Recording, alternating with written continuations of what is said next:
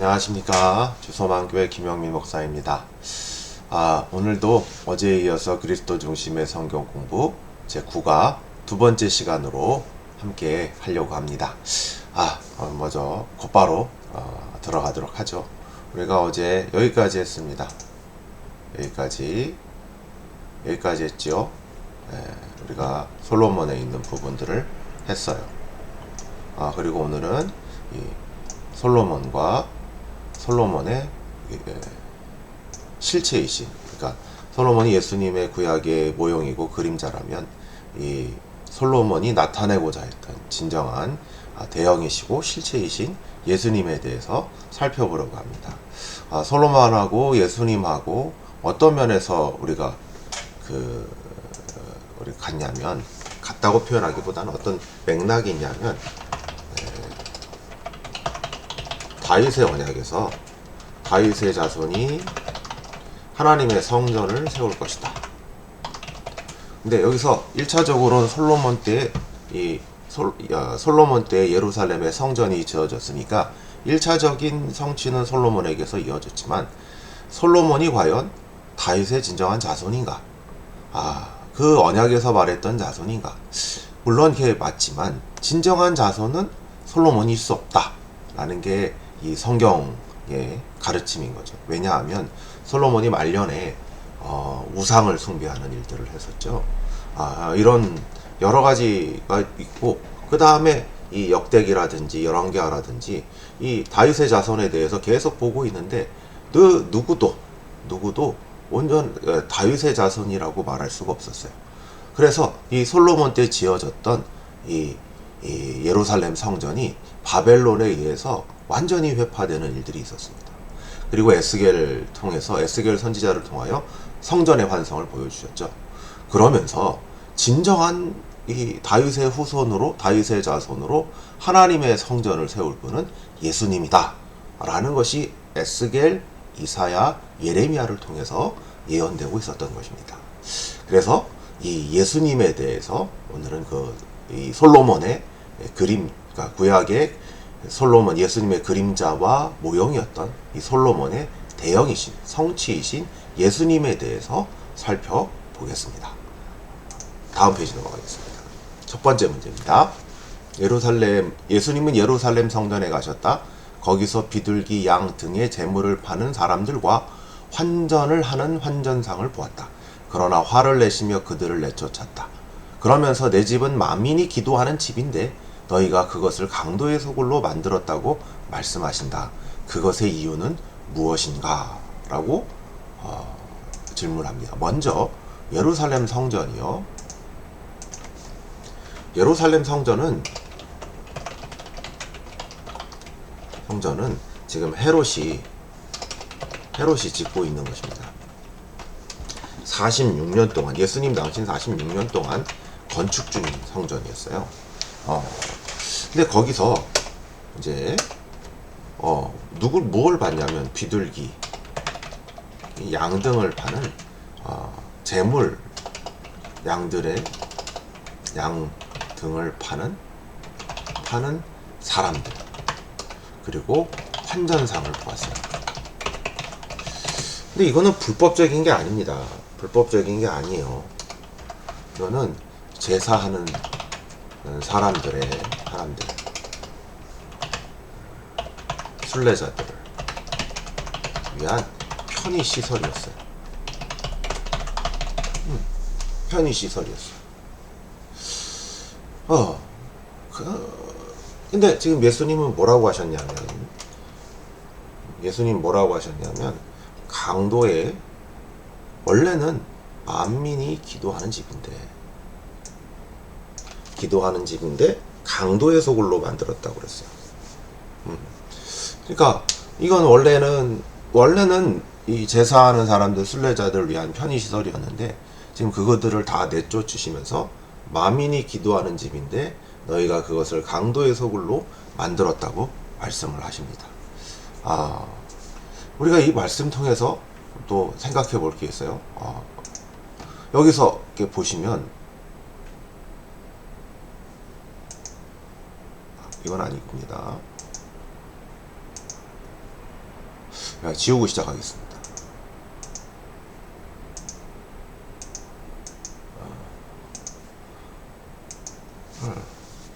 만민이 기도하는 집이라는 거는 집, 이거는 이스라엘 백성뿐 아니라 당신은 유대인이겠죠. 이방인들도 또 기도하는 곳입니다. 근데 지금 여기 이 환전상들과 재물 파는 사람들이 있었던 것이 이방인의 뜻이에요. 누구 공간을 뺏어버렸냐면 이 성전 안에서 이방인들의 공간을 뺏어버렸어요. 빼앗어. 그리고 이 집은 기도하는 곳이어야 돼요. 기도하는 곳인데 지금 뭐냐 하면 교환, 물물 교환, 거래 공간으로 바뀌었어요. 그러니까 기도하고 하나님께 은혜를 받아야 되는 공간에서 이 기도의 공간, 특별히 이방인들을 위한 기도의 공간을 빼앗기고 이방인들을 위한 이방인의 공간을 빼앗아서 빼앗고 기도하는 공간을 거래의 공간으로 바꿨어요. 여기서 누가 강도겠습니까? 누가 강도겠어요? 지금 여기 이 모든 비둘기 제 환전상들이 강도겠어요? 아니죠. 이것들을 허락한 기득권, 제사장, 그리고 바리새인과 서기관들을 포함한 이들이 모두 이곳으로부터 오는 이익을 취하는 사람들 아니겠어요?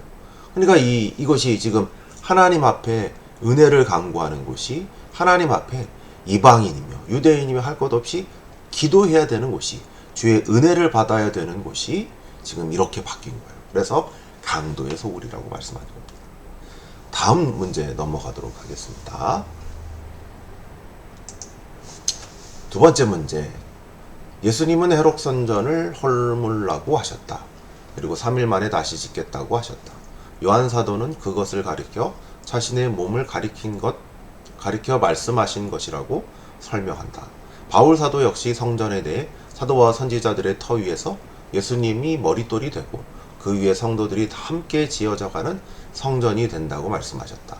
신약 성경에서 말씀하는 진정한 성전은 무엇이며 예수님이 그것을 어떻게 짓는다고 생각하는가? 네, 문제를 보겠습니다. 문제를 봤습니다. 지금 예수님이 말씀하신 건 헤롯 선전이에요. 헤롯 선전. 헤롯이 짓고 있는, 그 당시 예수님 당시는 46년 동안 거의 70년이 넘게 지은 성전이에요. 이 성전을 지금 허물라고 말씀하시는 거예요. 이 강도의 소굴을 만들었다라는 곳에서 야, 이걸 허물어라. 내가 그러면 3일 만에 짓겠다 라고 하십니다. 이것의 진정한 의미를 요한 사도는 뭐라고 가르치냐면 자신의 몸이다 라고 가르칩니다. 하면 여기 뒤에 이제 이 말씀들을 통해서 이 성전이, 신약 성경에서 말씀하시는 이 성전이 무엇인지를 한번 살펴보도록 하죠. 다음 페이지입니다. 요한복음 2장 16절 19절. 비둘기 파는 사람에게 이르시되 이것을 여기서 가져가라. 내 아버지의 집을 장사하는 집으로 만들지 말라 하시니. 예수께서 대답하여 가라사대 너희는 이 성전을 헐라 내가 사흘 동안에 일으키리라. 예, 아까도 말씀드렸듯이 사흘 동안 일으키린다 라는 거는 죄송합니다. 다시 지우고 하겠습니다.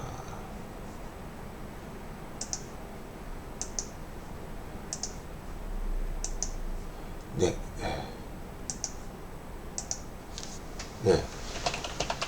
성전을 사흘 동안에 짓는다. 이거는 예수 그리스도의 몸을 나타내는 겁니다. 몸이죠. 키보드가 잘 안 먹을 때가 있습니다. 그러니까 자기의 죽음과 부활을 얘기하는 거예요. 그 맥락에서 얘기하는 거예요. 그러면 성전은 뭐냐? 예수 그리스도의 몸입니다. 십자가의 죽음과 부활을 전제로 지금 이 얘기를 하는 거예요. 예수 그리스도의 죽음과 부활을 통한 예수 그리스도의 몸이 성전이다 라고 말씀하십니다. 예, 그리고 마태복음 24장 1, 2절 한번 보죠. 예수께서 성전에 나아가실 때 성전 건물을 가리켜 보이려고 나아오니, 예, 대답하여 가라사대 너희가 이 모든 것을 보지 못하느냐? 내가 진실로 이르노니 돌 하나도 돌 위에 남지 않고 다 무너뜨리우리라.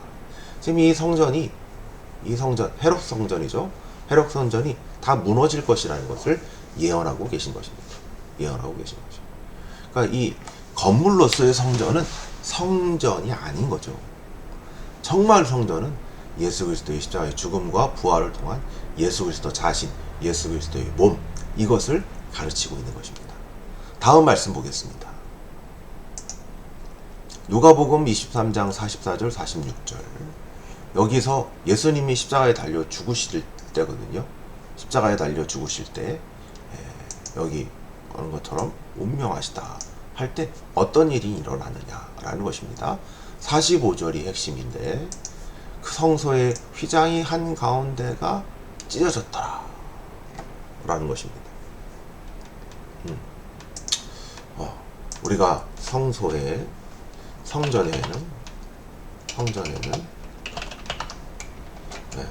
성소가 있죠. 성소가 있습니다. 성소에는 외소와, 이것도 안 돼요. 외소와 내소가 있습니다. 예, 성소의 휘장이 한가운데, 이 휘장은, 성소의 휘장은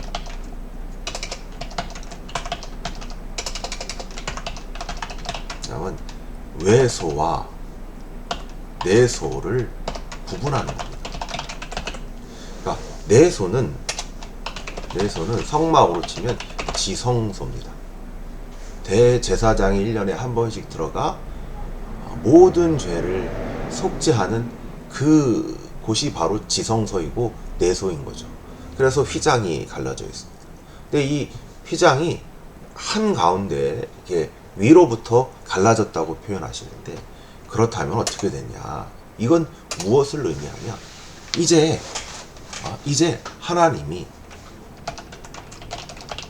하나님의 임재와 이 모든 것이 예수 그리스도의 십자가로 인하여 이 성소 가운데, 성소, 그러니까 내소겠죠. 내소 가운데에만 임하는 것이 아니라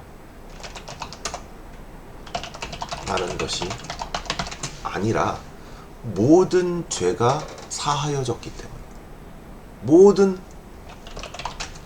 죄와 더러움이 정결해졌기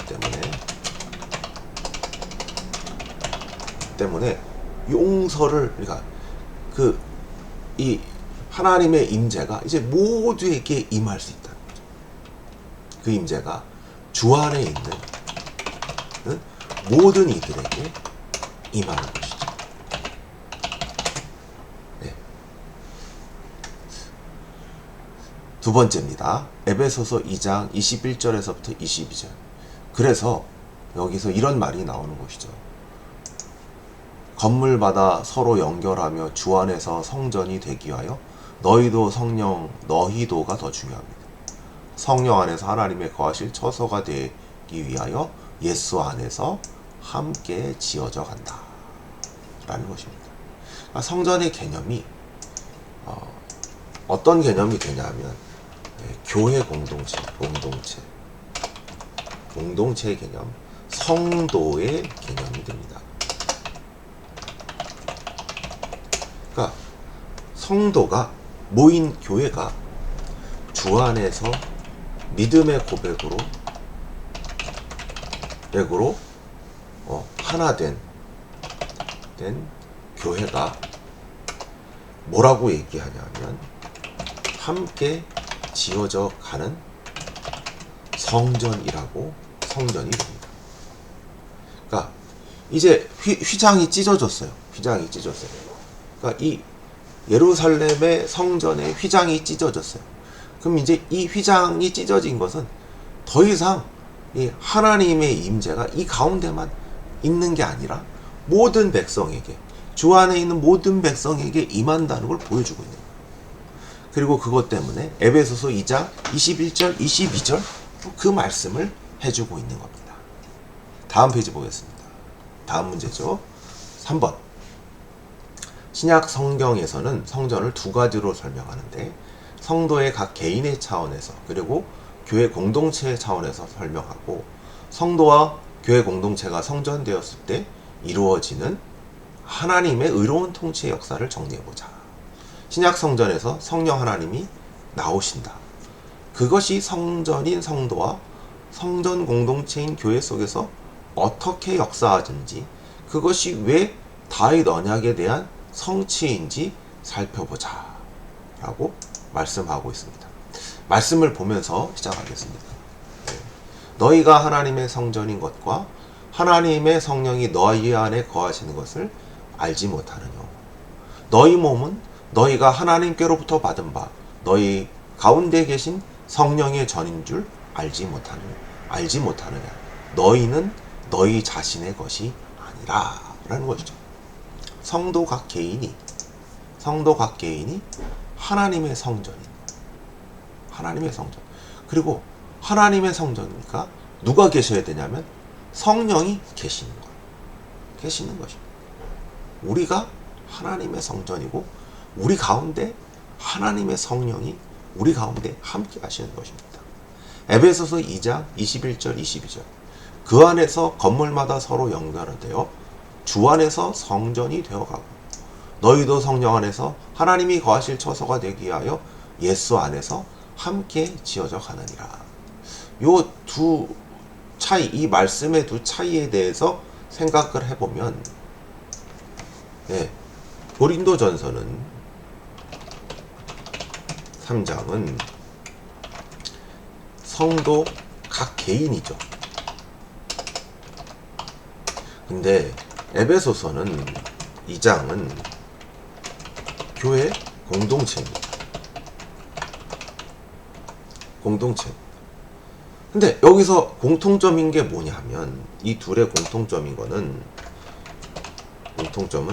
성령 하나님이 거하신다. 성령 하나님이 거하신. 이게 공통점. 아까 한번 문제를 다시 보면 요걸 설명하고 있는 거예요. 하나님의 의로운 통치와 역사를 한번 생각해보자 라고 했죠. 이럴 때 이 성전인 하나님이 계시는 곳에 성도가 우리의 몸과 우리의 마음과 우리가 있는 곳이 하나님 성전. 그러면 하나님의 성전이 있는 우리의 성도 또 각 개인이 성전이기 때문에, 그러면 어떤 게 이루어야 되냐면 하나님의 거룩이 우리의 삶 속에서 일어나야 됩니다. 거룩이 성도 개인의 삶에서 일어나야 됩니다. 마찬가지로 교회 공동체는 하나님의 거룩이 일어나야 하는 곳입니다. 그러니까 성령은 각 개인을 통해서 하나님의 거룩이, 하나님의 정결이 일어나게 하고, 교회 공동체를 통해서 하나님의 거룩과 정결이 일어나게 하는 의의 통치의 역할을 하게 된다는 것입니다. 다음 문제 한번 보겠습니다. 다음 말씀이죠. 에베소서 1장 17절 19절. 우리 주 예수 그리스도의 하나님 영광의 아버지께서 지혜와 계시의 정신을 너희에게 주사 하나님을 알게 하시고 성령 너희 마음의 눈을 밝히사 그의 부르심의 소망이 무엇이며 성도 안에 그 기업의 영광의 풍성이 무엇이며 그의 힘의 강력으로 역사하심을 따라 믿는 우리에게 베푸신 능력의 지극히 크심을 어떤 것을 너희로 알게 하시기를 구하노라. 예. 다음에 사도행전 1장 8절 오직 성령이 너희에게 임하시면 너희가 권능을 받고 예루살렘과 온 유대와 사마리아와 땅끝까지 이르러 내 증인이 되리라 하시니라 라고 되어 있습니다. 여기서 우리가 주목해 보는 것은 지혜와 계시의 정신이요. 그리고 또 성령입니다. 지금 뭐에 대해서 이 두 말씀이 말하냐면 성령이 어떤 일을 하시는가.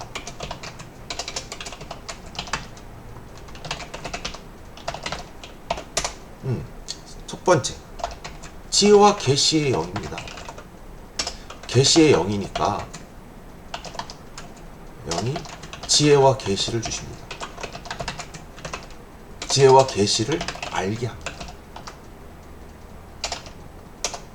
그래서 우리 마음의 눈을 밝히죠. 눈을 밝힙니다. 몰랐어요. 그러나 성령께서 알게 하시는 거예요. 그래서 어떻게 되냐 하면 부르심에 대해서 알게 하고 기업의 풍성함에 대해 알게 하고 하나님의 능력에 대해서 알게 하시는 것입니다. 사도행전도 비슷합니다. 사도행전은 어떤 일을 하냐? 능력을 주세요. 능력을 주세요. 권능을 주십니다. 권능을 주세요. 권능을 주셔서 땅끝까지 증인이 되게 하신다라는 거예요. 근데 우리가 이거를 이 7번 보시면 다윗 언약하고 연결을 시키는 거예요. 다윗 언약. 네. 다윗 언약 생각나시죠? 다윗 언약은 뭐예요? 다윗의 후손이 하나님의 성전을 짓는다. 이게 다윗 후손이죠. 그래서 하나님의 의의 통치를 영원히 이루신다. 영원히 이루신다. 지금 다윗의 후손이 누굽니까? 후손이 예수님이죠. 예수님이 하나님의 성전을 어떻게 짓죠? 십자가의 죽음과 부활로 자기 몸을 통해 짓습니다.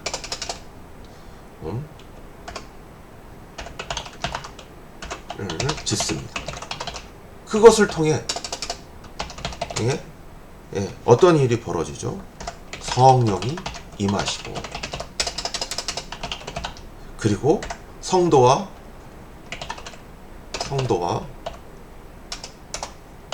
교회 공동체 가운데 거하며 거룩, 의와 진리, 거룩, 정결, 사랑 등등을 이루어 가십니다. 이루어 가세요. 이렇게 이루시는 게 바로 하나님의 성전인 것입니다. 하나님께서 다윗의 오신 예수님을 통하여 성전 공동체를 이루시고 이 성전 공동체에 의와 진리와 거룩과 사랑, 긍휼 이 모든 선한 것들을 주셔서 하나님의 거룩을 이루어 가도록 하십니다. 다음 문제 보겠습니다. 마지막 문제가 될 것 같은데요. 보죠. 예수님이 말씀하시는 성전은 종말의 때에 완전히 성취될 것이다. 요한계시록은 그것을 예언하고 있다. 이 말씀을 통해서 이루어질 성전의 영광스러움에 대해 상상해보자.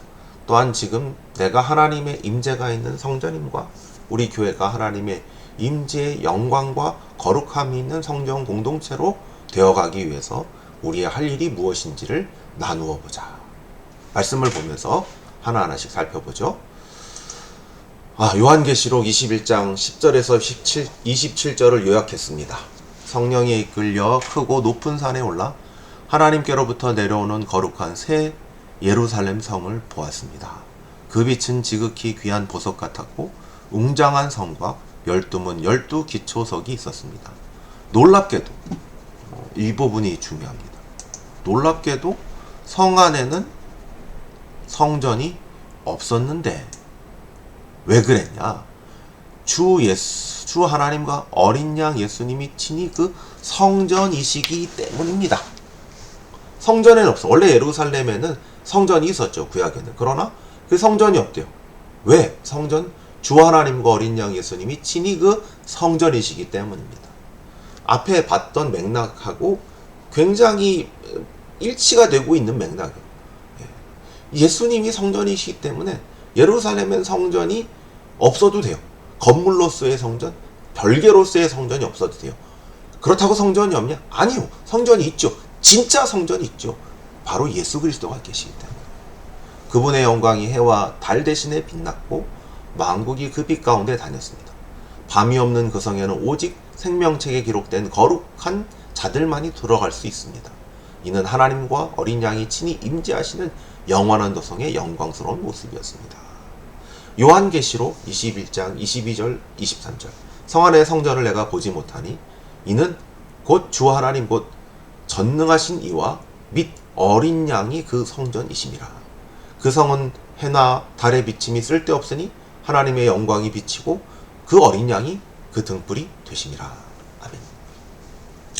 여기서 이제 우리가 살펴볼 것 문제가 뭐였냐면 영광스러움에 대해서 상상해 보는 거고 임재와 거룩함이 성전 공동체가 되어가기에 우리의 해야 될 일을 생각해 보는 것이죠. 정말 이 영광스러움에 대해서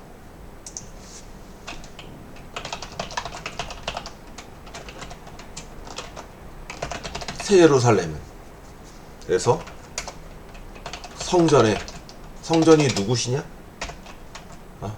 주 하나님과 어린 양 예수님이 성전이시다. 그래서 어떤 일이 있냐? 해와 달이 없어요. 해와 달이 없어요. 쓸데없대. 왜? 더 빛나는 하나님의 영광이 비추어집니다.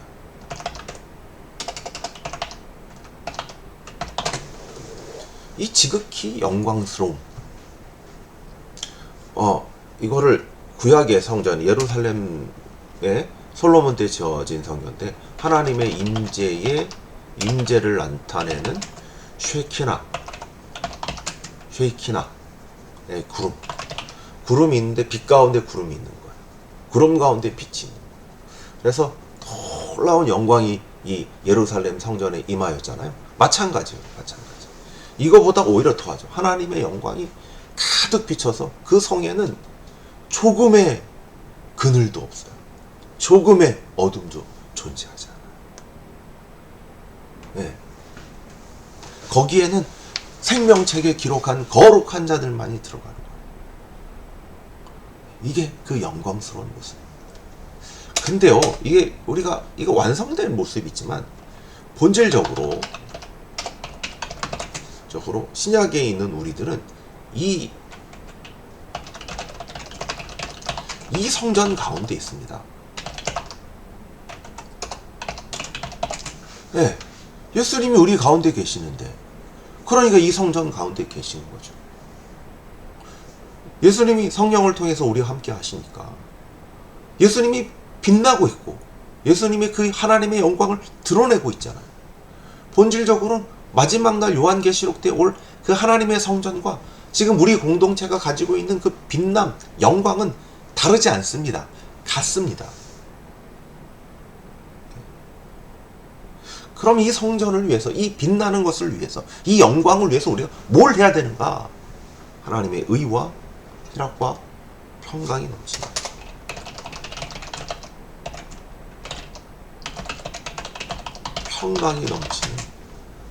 영광의 모습을 보여주어요. 하나님의 영광의 빛이 우리 모든 성도님들을 통해서 비춰서 빛나게 해야 됩니다. 사랑의 빛이, 의의 빛이, 정의의 빛이, 국률의 빛이, 인내의 빛이 그렇게 빛나서 하나님께 영광을 돌려서 그런 우리 성도님들 한 분 한 분 되시고 또 그런 교회 공동체가 되어야 될 줄로 믿습니다. 오늘 여기까지 하겠습니다. 지금까지 시청해 주시고 함께 해 주셔서 감사합니다.